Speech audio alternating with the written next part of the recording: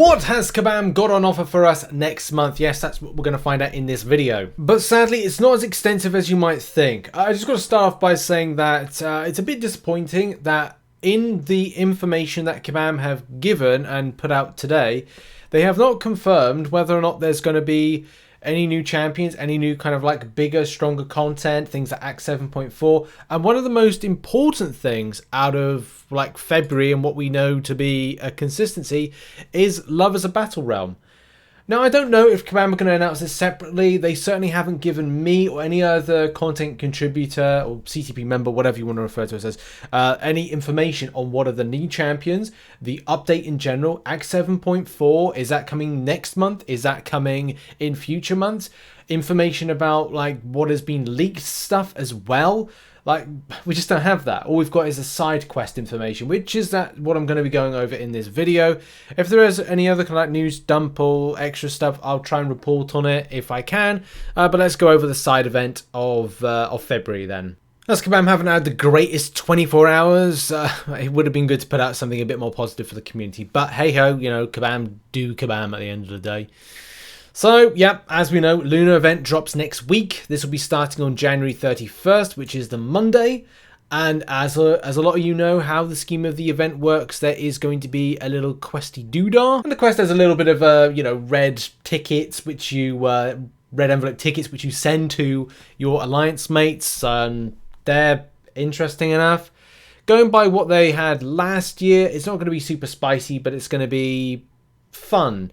There's going to be stuff like this is going to be a pretty much easy thing to do if you've seen the quests in the past. And the quest obviously is this one here with the Grandmaster and the Collector and Hulk. And then also the other scheme of things is there will be a calendar. Calendars, you know, change in each time for this, whether or not it has certain things like units, revives, health potions, whatever. But it does look like there's a slight buff to the event in question, especially from a gifting perspective, with the alliance-based system of this, which is like there's no spending. Like if you're new to the Lunar event, so you joined the game in the last year and you didn't do a Lunar event, then you don't have to really worry about it because there's just like free stuff available. If you know about it, then you know about it. There's a little bit of an upgrade. I think the Ultimate Crystals are a little bit of an upgrade, but I could be wrong on that. But as well, Legendary Crystal Shards and Mythic Crystal Shards added to this, and maybe a bump up in the Tier 2 Alpha Catalyst fragments you get. Apart from that, there's nothing too huge to kind of report on with that one. But do look out for things in-game, like give your tickets to whoever you fancy. That's up to you. I believe it's just Alliance only. Could be wrong on that because I think there could be cases you can give them out to anybody else.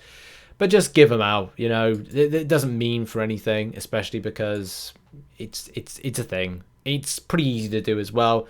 Maybe it's low energy or no energy. Again, don't know. It's been we'll have to see what happens and what drops on Monday. Now, the side quest itself for next month seems to be pretty straightforward. It does remind me very much of Odin's Gauntlets last year, or the what was it called, like Odin's Vault or something, or Treasure Trove or whatever it was. It's similar. It's not to say it's exactly the same. It's like it's similar, but it's different. It is a weekly, just let me point out again, weekly unlock. The reason I have to say that and put so much emphasis is because people still ask the question whether or not they don't turn up to the video or don't pay attention. It's weekly, so it doesn't unlock like week 2 is chapter 2, quest 1 and 2, week 1, quest 1 and 2, and then it's chapter 3, quest 1, chapter 3, quest 2, week 4. So that's how that breaks down and how that works.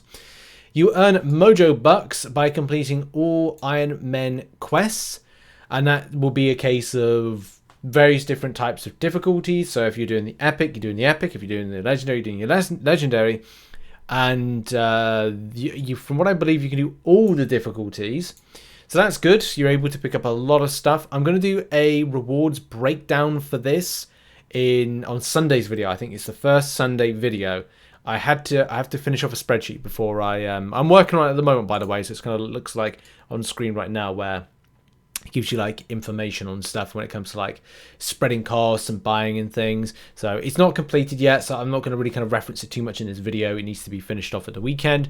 But yeah, like it showcases like the amount you can get, which is like 3,000 mojo bucks across all the difficulties, and how you can like spread your spending and cost of things, and how much it costs between doing legendary and epic. I don't have the time to do master and heroic. I just don't think that makes a lot of sense, especially because a lot of the time I'm trying to focus more on the people who watch my videos that are uncollected and uncollected Cavalier and maybe Throwing Breaker, but it's up to you. I think, as a lot of people know, when you come to the channel, we do news and information, but as well we do grind guides for these monthly bits of content, just so people kind of like are under the impression of how it works, what you can pick up, the volumes of which is difficult because the total things you're able to pick up differs greatly from player to player. It's not definite, sadly, but that's just based on what you want to buy, how much you want to buy, and how much you want to quest. Okay, got out of the way. Moving swiftly on. Okay, so in a particular quest, yes, you pick up a load of mojo bucks. From what I gather, it's 3,000 per difficulty. Those 3,000 mojo bucks you're able to spend in the store. And the television store has various different types of bundles, which, as I just mentioned a minute ago, you can get a real idea of spreading costs from the purpose of going, you don't have to buy all 15 of the 500 times 6-star hero crystal bundles. You don't have to buy them all, but if you did, you'd have to do 100% all of the legendary and also epic and spread the cost. Again, as I said, video coming out on Sunday with the idea of how you spread the cost of your 3,000 mojo bucks and also manage to pick up close to a fully formed 6-star, which is possible, by the way. It's close, but it's not 100%. It's not 10,000. It's close. And also picking up rank up materials, which you're going to need for things. So there's various bundles, similar as we said to, where's my image here? So similar to the armory, similar to the caskets that you picked up from like the Odin's Quest last year. If you're familiar with that, it's similar. It's not exactly the same, but it's definitely similar. Okay, so various different types of bundles. Dave and Kabam are going to be putting out a video all about it, and I will probably do, I got to be honest, because it's like you still got to wait like 1.5 weeks until this content is put out. I will probably do like a like how the side event works video, because I can imagine this is going to be a really kind of like short snippet video. I know, I think Dave and Kabam are going to do an amazing job with it. I just feel like, when we're going to do it, we're going to go for it in a very kind of like easy, like noobish kind of way. I'm going to learn about it, you're going to learn about it at the same time when it comes to a week on a Wednesday. But in any case, there is a solo event extra, which is great. Spend mojo bucks in the MTN store to collect points for a solo event. This means as well, I'm just having to skim through to see what there is. It's a little bit disappointing because there's no extra 6-star shards. But there are some things that are on offer, like, where is it? 5-star Awakening Gem Crystal, thumbs up. That's a good thing to have in. Also, oh no, you get a 6-star shard selector. Oh no, it is there then. So you can pick it. You can either pick a Mythic Crystal or 3,000 6-star shards. So that's good. That means that you will get a fully formed 6-star this month. I might have to update a video on Sunday about that just to mention it. But these solo events really help out to kind of like stack up your extras. So yeah, great on this that particular element. So yeah, you do get really a choice of things. I think it's a bit better this month, next month than it was to this month in your acquisition. So that's nice to see. And there's also going to be a special crystal that's going to come in as well called Cast and Crew.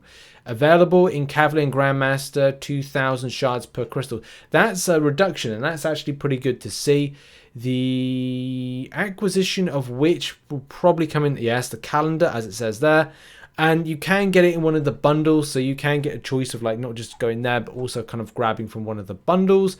But do bear in mind, if you do buy that, and you might kind of like balance your cost between getting certain things, it's RNG, right? At the end of the day, you do fall victim to RNG, and you can get a good volume of them. I think you get 10,000 if you buy all of the limits in certain places. So it could be a case that you pocket an extra 10 Cavalier crystals depending on where you go. I'm gonna have to break that down in some other videos and things when it comes to buying some stuff and Maybe do like a best buys of the store, but I want to do these bits of content when it's actually been released. A lot of the time, kind of like doing this just by going on paper what it is. I didn't get to see certain factors, so yeah, expect some future content that is going to like illustrate that point, especially as we go into the month.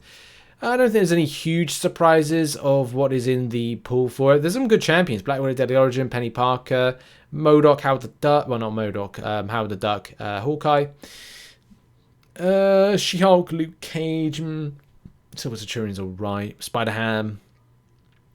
Man, I don't want to get a 6-star Iron Man. That would be annoying.